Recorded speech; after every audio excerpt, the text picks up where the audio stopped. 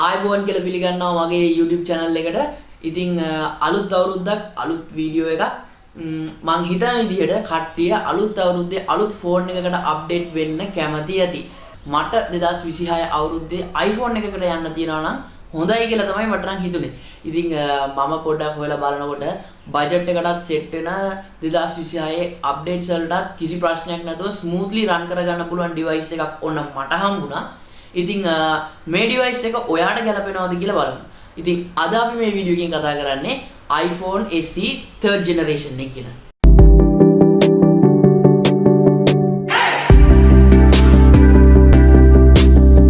ඉතින් මේ iPhone SE 3 කියන එක එහෙමත් නැත්නම් iPhone SE 3rd generation එක ගැන කතා කරද්දී මේකට තියෙන්නේ simple iPhone 8 එකේ design එකම තමයි. ඒ වුණාට මේකේ තියෙන materials වෙනස් කරලා තමයි මේ device එක නිර්මාණය කරලා තියෙන්නේ. ඉතින් Apple සමාගමෙන් කියන විදිහට ඕගොල්ලන්ගේ මේ design එක similar වුණාට මේකේ තියෙන performance වල නම් ලොකු වෙනසක් බලා ගන්න පුළුවන්. ඉතින් උදාහරණයක් විදිහට මම කිව්වොත් එහෙම iPhone SE 3 එකේ පාවිච්චි කරලා තියෙන්නේ iPhone 13 එකට යන A15 Bionic chipset එක. මුලින්ම අපි යමු මේකේ design එකට. ඉතින් මේකේ මම කිව්වා වගේ normal design එකක් තමයි තියෙන්නේ. ඉතින් touch ID තියෙන එකක්. එතකොට Face ID වලට කැමති නැති touch ID වලට ආස කෙනෙක්ට මේ ෆෝන් එකට shift වෙන්න පුළුවන්.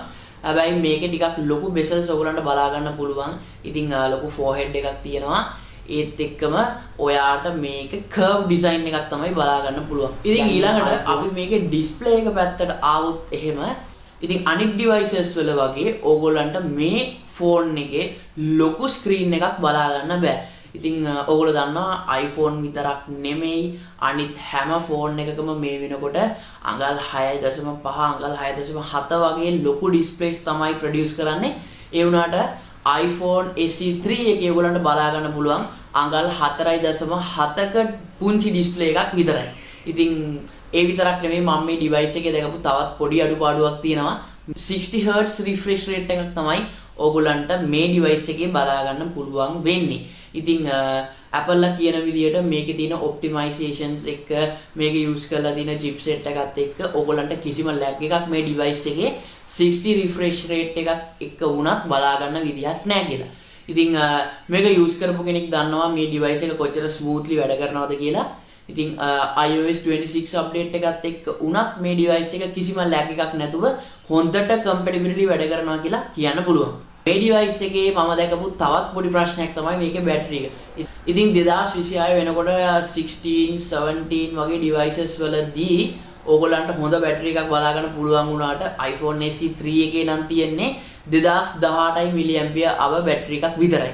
ඉතින් මේ device එක ගොඩක් චූටි device එකක්.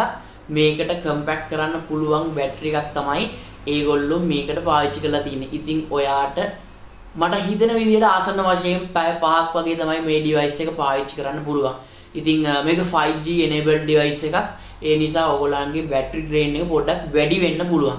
ඉතින් normal daily user කෙනෙක්ට අනිවාර්යෙන් මේ phone එක දවසට දෙපාරක් charge කරන්න වෙයි. ඉතින් මේක චූටි issue එකක්. heavy user කෙනෙක්ට නම් දෙපාරකට වැඩියෙන් charge කරන්න වෙනවා. Apple ලා මේකට solution එකක් විදිහට iPhone SE 3rd generation එකට ඔන්න wireless charging පාසුකම දීලා තියෙනවා. ඊළඟට අපි යමු මේකේ වැදගත්ම event එකට. ඉතින් මේකේ camera setup එක. ඔන්න content creators ලාට මේක සුබ ආරංචියක් වෙයි කියලා මම විශ්වාස කරනවා. මේකේ තියෙන main camera එක 12 megapixel main camera එකක්. ඒ වුණාට මේකේ තියෙන performance නම් වෙන මේ range එකේ තියෙන cameras වලට වඩා සෑහෙන ඉස්සරහින් ඉන්නවා කියලා කියන්න පුළුවන්. ඉතින් ඕගොල්ලන්ට ලක්ෂ එකමාරකට විතර ගන්න පුළුවන් ෆෝන්ස් වල වුණත් රෙකෝඩ් කරන්න පුළුවන් ability එක තියෙන්නේ 4K 60 fps වෙනකන් විතරයි. ඉතින් ඔන iPhone SE 3 එකෙත් මේ පාසුකම ඒ විදිහටම දීලා තිනවා. මේ වගේ range එකක යන මේ device එක ඕගොල්ලෝ content create කරන කෙනෙක් නම් ඕගොල්ලන්ගේ startup contents වලට මේ device එක පාවිච්චි කරන්න පුළුවන් කිසිම ප්‍රශ්නයක් නැතුව. ඉතින් ඒ විතරක් නෙමෙයි මේකෙන් ගොඩක් හොඳ මට්ටමේ portrait photos උනත් ඕගොල්ලන්ට obtain කරගන්න පුළුවන්. ඒ වගේම ඕගොල්ලන්ට මේකේ selfie camera එක use කරගෙන 1080p 120 fps දක්වාම record කරගන්න පුළුවන්. slow motion උත් එක්ක. ඉතින් මේක videography කරන කට්ටියට ගොඩක් වැදගත් දෙයක් වෙයි කියලා මම විශ්වාස කරනවා. ඉතින් ඔයා content creator කෙනෙක් නම් එහෙමත් නැත්නම් videography වලට කැමති කෙනෙක් නම් ඔයාට මේ ඩිවයිස් එකකින් සෑහෙන ලොකු ප්‍රයෝජනයක් ගන්න පුළුවන්. ස්ටෝරේජ් එක අතින් ගත්තොත් එහෙම මේක 64GB 128 වගේම 256GB වලින් ඕගලන්ට එනවා.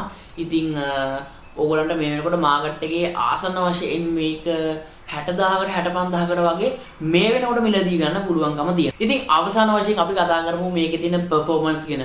මම කියවනේ iPhone 13 එකේ තියෙන A15 Bionic chipset එක ඒ විදිහටම ඒගොල්ලෝ iPhone SE3 එකට දීලා තියෙනවා. ඉතින් Apple ලා කියන විදිහට මේකේ තියෙන මේ size එකත් එක්ක මේකේ තියෙන මේ compatibility එකත් එක්ක ඕගොල්ලන්ට ගොඩක් smooth ඒ විතරක් නෙමෙයි ගොඩක්ම fast experience එකක් මේ device එක හරහා ඔයගලන්ට ගන්න පුළුවන්. මම YouTube එකෙන් දැක්කා ගොඩක් කට්ටිය මේ device එක use කරලා බලලා කියලා තියෙනවා iOS 26 එකත් එක්ක මේක කිසිම ප්‍රශ්නයක් නැතුව වැඩ කරනවා කියලා.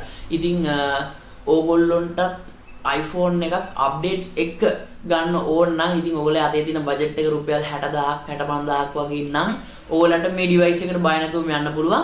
issue එකක් විදිහට මම අන්තිමට දැක්කේ මේකේ තියෙන charging එකයි මේකේ තියෙන screen එකයි refresh rate එකෙත් පොඩි ප්‍රශ්නයක් තියෙනවා. ඒ විතරක් නෙමෙයි ඉතින් මේකේ අර අලුත් design එකක් නෙමෙයි මේකේ අර ලොකු bezels තියෙනවා. ඉතින් ලොකු forehead එකක් තියෙනවා. ඒක සමහර කට්ටියකට කැමති නෑ දැන් එන අලුත් designs එක compare කරද්දී. ඉතින් ඒ අරෙන්න මේකේ performance අදින් නම් කිසිම ප්‍රශ්නයක් නැහැ. කැමරා එකේ තියෙන ප්‍රශ්නයක් ඇත්තෙම නැහැ. ඔයා මේකේ performance එකයි කැමරා එක consider කරනවා නම් පෙනුම ගැන වැඩි consider කරන්නේ නැතුව ඉතින් ඔයාට 2026 අවුරුද්දේ යන්න පුළුවන් හොඳම Apple device එක තමයි ඉතින් iPhone SE 3rd generation එක කියන්නේ. ඉතින් එහෙනම් අලුත් වීඩියෝ එකකින් හම්බ වෙනකන්